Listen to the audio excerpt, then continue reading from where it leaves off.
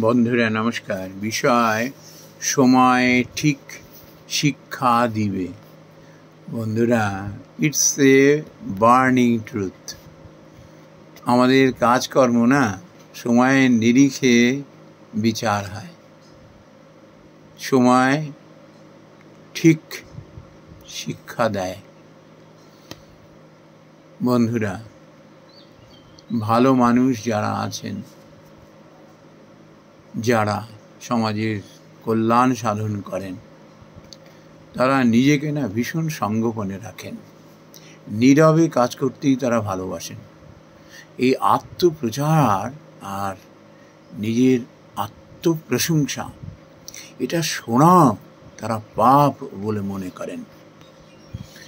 শ্রী রামকৃষ্ণ পরমহংসদেবকে একটি কথা বলেছেন না, যে ধ্যান করবি বনে মনে কোণে। এটি দিয়ে তিনি শিক্ষা দিতে চেয়েছেন যে আধ্যাত্মিক জীবনে তুমি যত গোপনীয়তা বজায় রাখবে, তোমার ধ্যান, ভগবানের প্রতি তোমার যে ভালোবাসা, এটি যত সংগোপনে রাখবে, দেখবে সেটি তত বর্ধিত হবে। কিন্তু আমরা যারা কিছু মানুষ এসব নিয়ে বেসাত করতে চাই না, ব্যবসা করতে চাই, লোক ঠকাতে চাই, তারা তো বোকা মানুষ।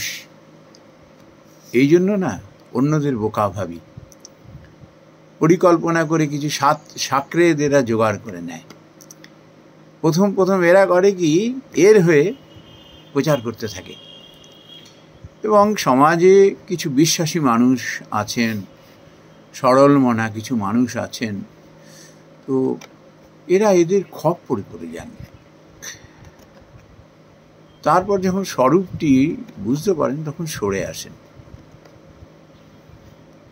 আমি কয়েকটা উদাহরণের মধ্যে আসি, তাহলে মনে হয় বিষয়টা আরো পরিষ্কার হবে। একজন এরকম, তাকে ওই সালিশি সভার প্রধান করেছিল। বিচার টিচার সে করে, এবং সে যা ফয়সলা করবে সেটাই হলো চূড়ান্ত, একদম সুপ্রিম। এই মানুষটি ছিল অসৎ, অশিক্ষিত। তার সমস্ত ওই বিচার হতো আত্মকেন্দ্রিক, স্বার্থান্বেষী। এর জন্য বহু মানুষের চোখের জলে সে অভিশপ্ত হয়েছিল।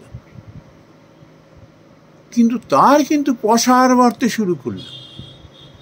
সবাই তাকে সমীহ করছে। সমীহ মানে তাকে ভয় করছে, ওরে বাবা রে বাবা, কোন দিন কি বদমাইশি করে শেষকাল আমাকেই শুলে চড়িয়ে দেবে। সমাজে তার খাতির টাতির বাড়তে শুরু করলো। এদিকে যে মানুষ তাকে ভয় পাচ্ছে, ঘৃণা করছে, সেই ঘৃণা থেকে যে ভয়, তাকে যে একবার হিংস্র জন্তুর থেকেও ভয় করছে, সেটা সে বুঝতে পারত না। এই মানুষটা যে কত অসৎ, অধার্মিক, মানুষের যে কত সর্বনাশ করতে পারে, সেই ভয়ে মানুষ ভীত হয়ে থাকত। এভাবে যে দেখেছো, আমায় কিনা সমীহ করে, সম্মান দেয়, এই হলো বোকামি। এমন মানুষকে তখন কি করে ভগবান, ওই যে সাময়িক এই একটা মোহ মায়া, যে দেখো লোকাময় কত মান্যতা দিচ্ছে, কত লোকমান্যতা, আসলে ভগবান উপরে তুলছেন তাকে এইভাবে, যাতে উপর থেকে এমন ভাবে ফেলবেন নিচে, যা সে যেন আর উঠে দাঁড়াতে না পারে। সে বুঝতে পারে না।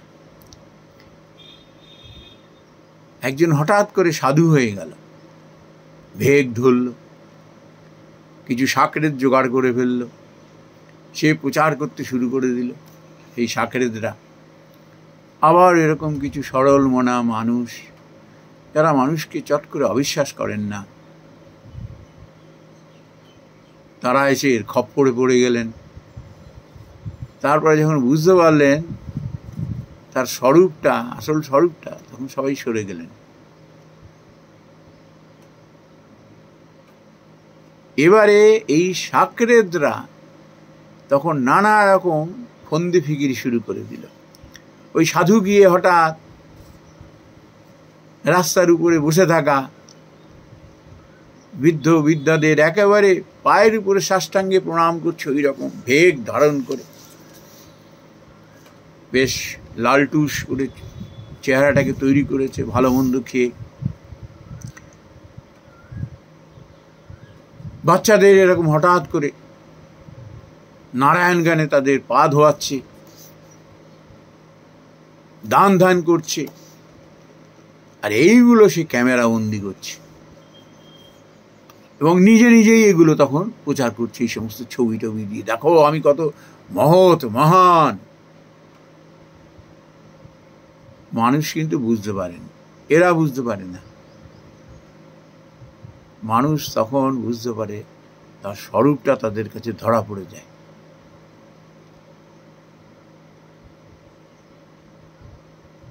কিছু মানুষ এই কাণ্ড কারখানা দেখে তাদের মধ্যে চট করে সন্দেহের অবকাশ আসে না, একটু ভিড় হয়, সেভাবে দেখো বুদ্ধি তো বেশ ভালোই কাজে লেগেছে, আত্মপ্রচারে তো ভালো কাজ হচ্ছে, উঠতে থাকে সে উপরের দিকে। ভগবান যে ওদিকে তার সময় গুনছেন এটা সে বুঝতে পারে না, যে তুমি এইভাবে বিশ্বাসী মানুষগুলো, নিরীহ মানুষগুলোকে ঠকাচ্ছ ঢঙ্গিবাজি করে, দাঁড়াও দেখাচ্ছি মজা। আর সে তো ওই সাময়িক, হ্যাঁ, লোকজন আসছে তার গুণগান করছেন, সে একেবারে আহ্লাদে আটখানা, সে বুঝতে পারছে না ভগবান এবার আস্তে আস্তে উপরে তুলছেন, ওইখান থেকে ফেলবেন বলে। তো বন্ধুরা, চালাকি করে না কখনো কোনো মানুষ টিকে থাকতে পারেন না। সব মানুষ সবসময় তাকে আঘাত দিতে চান না, ভাবেন এড়িয়ে যাওয়াই ভালো। কিরকম জানেন, ওই দেখবেন যাদের মুখে পায়রিয়া আছে না, দুর্গন্ধ হয়, কিছু মানুষ না দূরে দূরে থাকেন, সে বুঝতে পারে না, সেভাবে বুঝতে পারছে না আমার মুখে যে গন্ধ, দুর্গন্ধ রয়েছে, সে এড়িয়ে চলে। কি দরকার, একটু তো সময়, তো দূরে দূরে থাকি, কেন মুখের উপরে আনপ্লেজেন্ট কথা বলবো। আবার কিছু দেখবেন এরকম নাক ডাকে, সেই বাঘের গর্জনের মতো বিভৎস আওয়াজ। সেদিনকে একজন ট্রেনে আসতে গিয়ে দেখছিলাম, ট্রেনের মধ্যে ঘুমিয়ে পড়ে ওই রকম বিভৎস আওয়াজ, ট্রেনের যে চাকার সংঘর্ষ হচ্ছে তার থেকেও বিভৎস আওয়াজ, ট্রেনের লোকেরা হাসাহাসি করছে। তো এরকম মানুষের সংস্পর্শে যখন কেউ আসেন, হয়তো একটা রাত তার সঙ্গে কাটাতে হচ্ছে, সে বেচারি কিন্তু রাতে ঘুমোতে পারেনি নাকের গর্জনে, সারা রাত্রি জেগেছিলেন, সে কিন্তু দিব্যি ঘুম থেকে উঠে হাত পা ঝেড়ে ঠেড়ে যেন কিছুই হয়নি, একদম নির্বোধের মতো থাকেন, বেশ খোশ মেজাজে। সে বুঝতে পারে না যে পাশের মানুষটি কিন্তু এর অত্যাচারে ঘুমোতে পারেনি সারা রাত। এইরকম অসাধু শট মানুষ যারা, তারা অন্যকে চিনতে পারেন না, তাদের এই ভণ্ডামি, আত্মপ্রচার দিয়ে আত্মপ্রচার করে অসাধু উপায় উপার্জনের জন্য নাম ডাক বাবার জন্য লালায়িত হয়ে ওঠে, তখন একরকম তার মধ্যে পাগলামি এসে যায়। যারা বুঝতে পারেন তারা এড়িয়ে চলেন, আর ভগবান এরকম সময় গুনতে থাকেন, সময় এলে ধরাস করে উপর থেকে ফেলে দেন। আমরা সাধারণ মানুষ, তার বাইরের রূপটা দেখে আমরা না অনেক সময় তাকে আমরা জাজ করে ফেলি।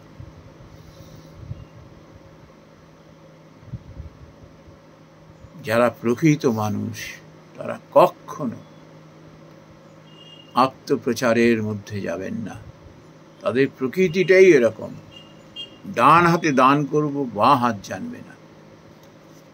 তারা নিজের প্রশংসা নিজের কানে শুনতে চান না। তারা অনেক মহৎ কাজ করেন,